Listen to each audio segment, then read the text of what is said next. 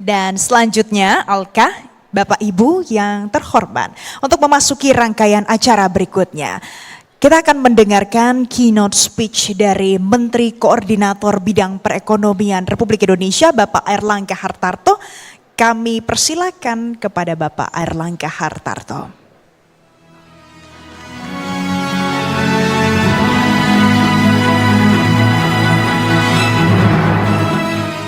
Bismillahirrahmanirrahim. Assalamualaikum warahmatullahi wabarakatuh. Salam sejahtera bagi kita semua. Om Swastiastu, Namo Buddhaya, salam kebajikan. Yang kami hormati Bapak Arief Suditomo, Direktur Utama Metro TV. Yang kami hormati Bapak Darmin Nasution, Menko Perekonomian 2015-2019. Pak Baselius Ruru, Pak Mulyaman Hadad, yang kami hormati Pak Haryanto Solihin, kemudian juga Pak Budianto, Pemret Metro, Mbak Nana, Pak Elman Saragih, para CEO, para penerima Top CEO Award, para tamu undangan, para pelaku pasar modal, investor, dan juga hadir di sini dari Menko ada Pak Haryo. Pertama, marilah kita panjatkan puji syukur kehadirat Allah Subhanahu wa Ta'ala yang kita dapat berkumpul dalam acara penganugerahan Metro TV Top CEO Award tahun 2025 dengan tema Resilient Leadership for Transforming World. Sebelum memulai, izinkan saya mengucapkan duka yang sedalam-dalamnya atas musibah banjir dan tanah longsor yang menimpa saudara-saudara kita di Aceh, Sumatera Barat, dan Sumatera Utara. Semoga para korban yang meninggal dunia mendapatkan tempat terbaik di sisi Allah yang Maha Kuasa, dan keluarga yang ditinggalkan diberi kesabaran.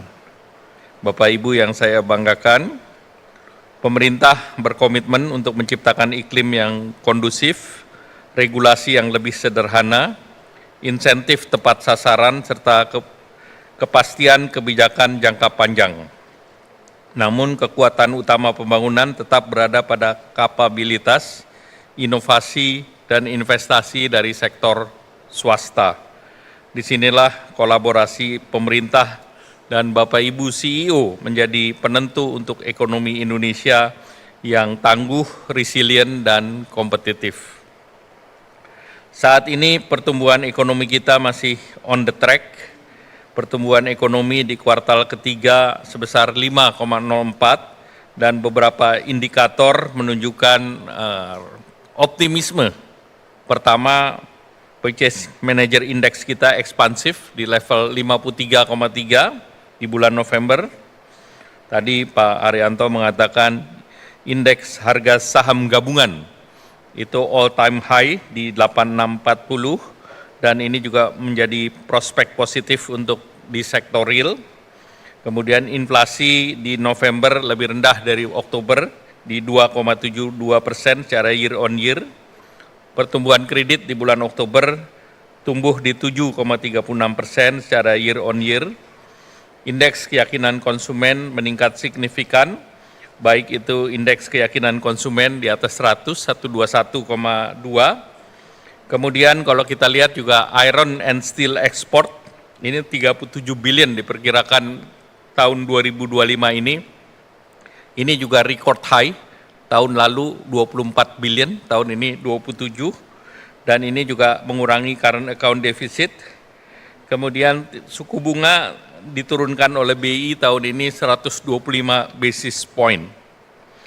Dan kita melihat dengan situasi seperti ini, geopolitik juga di dua kuartal pertama ketidakpastian tinggi, dan di kuartal kedua Donald Trump mengenakan tarif tinggi, namun berhasil negosiasi dari 32 turun ke 19. Maka hampir seluruh isu headwind di tahun 2025 sudah price in di nilai rupiah kita, di saham kita, di tingkat suku bunga kita. Maka kami melihat pertumbuhan 2026 itu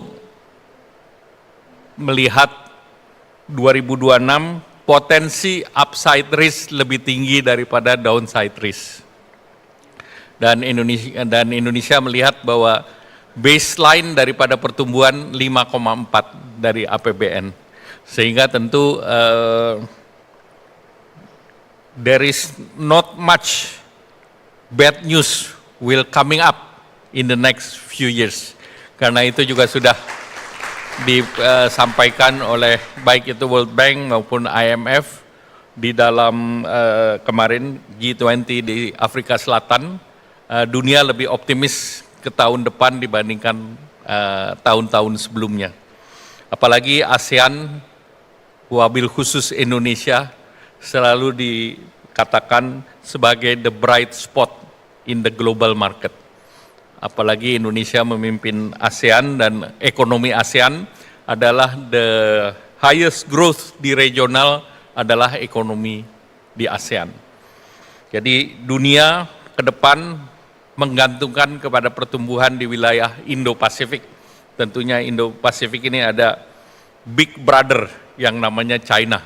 Dan itu antara China dan ASEAN, Jepang dan Korea diharapkan menjadi penghela perekonomian ke depan.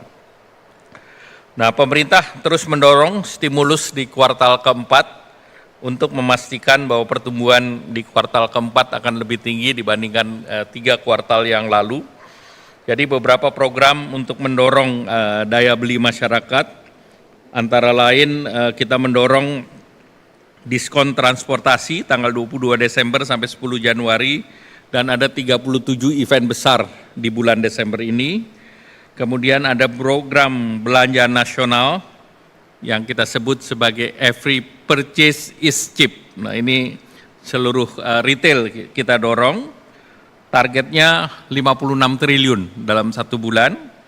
Kemudian Hari Belanja Nasional targetnya 34 triliun dan program belanja di Indonesia saja targetnya juga 30 triliun. Jadi seluruhnya sebetulnya targetnya sekitar 120 triliun, namun kita melihat ada penyesuaian terhadap perekonomian di Aceh, Sumatera Utara maupun Sumatera Barat, sehingga mungkin ini kita turunkan ke sekitar 110 triliun. Ke depan belanja fiskal kita juga relatif cukup besar. APBN tahun depan adalah 3.842,7 triliun. Untuk mengungkit perekonomian, terdapat 8 program prioritas Bapak Presiden Prabowo yang nilainya 2.567,9 triliun. Program ketahanan pangan, pertanian, perikanan, beras, bulog, anggarannya 164,4 triliun. Kemudian anggaran ketahanan energi, termasuk untuk peningkatan lifting, promosi energi baru terbarukan dan subsidi energi 402,4 triliun, program makan bergizi gratis tahun depan dananya 335 triliun dan ini untuk 82 juta anak-anak. Capaian sampai saat sekarang 44 juta anak-anak dan itu capaian dicapai dalam waktu hampir 12 bulan ini. Dan berhasil untuk 35 juta membutuhkan waktu pencapaian selama 11 tahun dan Indonesia bisa mencapai dalam waktu 12 bulan. Program pendidikan termasuk pembangunan daripada sekolah rakyat, sekolah unggulan yang berbasis IB di setiap provinsi dan juga berbasis dormitory, itu anggarannya 757,8 triliun, program kesehatan 244 triliun, pembangunan koperasi UMKM 181,8 triliun, ini dana yang biasanya dana desa 1 miliar per desa, dengan program koperasi ini angkanya ditingkatkan 4 kali. Jadi dana yang beredar nanti di masyarakat, terutama di desa, nanti akan 4 kali lebih besar daripada tahun-tahun sebelumnya. Dan kemudian ada akselerasi investasi dan perdagangan global dan sebanyak 57,7 triliun. Tentu juga dana pertahanan juga ditingkatkan. Nah, ini Indonesia untuk pertama kali secara global sangat dikenal karena diplomasi Pak Presiden sangat menonjol di dunia. Ditambah lagi tahun ini kita secara diplomasi perdagangan juga mencapai capaian-capaian yang diperhatikan oleh dunia, termasuk kita berhasil menyelesaikan perundingan EU-SEPA. Dan EU-SEPA ini adalah perundingan 1 lawan 27 negara. Dan ini sudah kita negosiasikan 10 tahun dan ini sudah done. 0 to 0. Dan sekarang tinggal ratifikasi. Ratifikasi ini perjanjian diterjemahkan ke 24 bahasa. Dan akan dibahas nanti di Parlemen EU, dan Indonesia sudah berbicara dengan anggota Parlemen EU, baik left wing maupun right. Nah, sentris sudah pasti kita bicara, dan Indonesia juga berhasil menunda EUDR, EU Deforestation, itu mereka akan mundur ke 2027. Nah, itu akibat daripada diplomasi Indonesia dengan like-minded countries, dan ini juga sejalan juga dengan apa yang diminta oleh Amerika. Selanjutnya dengan Amerika kita masih bicara, perjanjian sudah disepakati, ya tinggal legal draftingnya, dan Bapak Presiden minta agar ini juga segera diselesaikan, dan Indonesia adalah negara ketiga yang memutuskan conclude deal dengan Amerika di antara seluruh negara yang lain. Jadi secara postur Amerika Serikat juga mengapresiasi pidato Bapak Presiden di PBB yang menyatakan bahwa Indonesia dalam posisi terhadap Gaza dan Israel, dan apresiasi dari berbagai negara, apalagi juga menyampaikan bahwa Indonesia akan mengirim 20.000 pasukan perdamaian. Jadi ini sebuah game changer bagi Indonesia, dan tentu juga harapannya dengan Amerika kita bisa segera menyelesaikan. Kemudian dari segi APBN sendiri defisit aman di sekitar 3% dari PDB, tax ratio harapannya kita bisa tingkatkan ke 12%. Nah, transformasi ekonomi adalah kunci agar kita masuk ke pendapatan negara berpendapatan tinggi. Hilirisasi sampai dengan September 413,4 triliun, dan juga kita mendorong EV ecosystem, dan EV ecosystem kita sudah mulai lengkap, dan bahkan untuk EV ecosystem bukan hanya berbasis nickel base tetapi juga lithium base. Jadi kita menjadi pusat daripada manufacture ecosystem. Dan kemarin kita juga baru memperbaiki KBLI, di mana ke depan terkait dengan recycle itu akan menjadi penting, dan recycle itu kita juga akan pisahkan antara kegiatan recycle dengan sampah dengan KBLI tertentu. Sehingga kita bisa mendorong nanti carbon capture dan storage yang sudah dalam KBLI tersendiri, dan juga recycle, karena itu bagian dari green manufacturing, maka ke depan kita bisa juga kuat di sana, karena nikel ataupun mineral lain adalah non-renewable, tetapi yang renewable ke depan adalah recycle.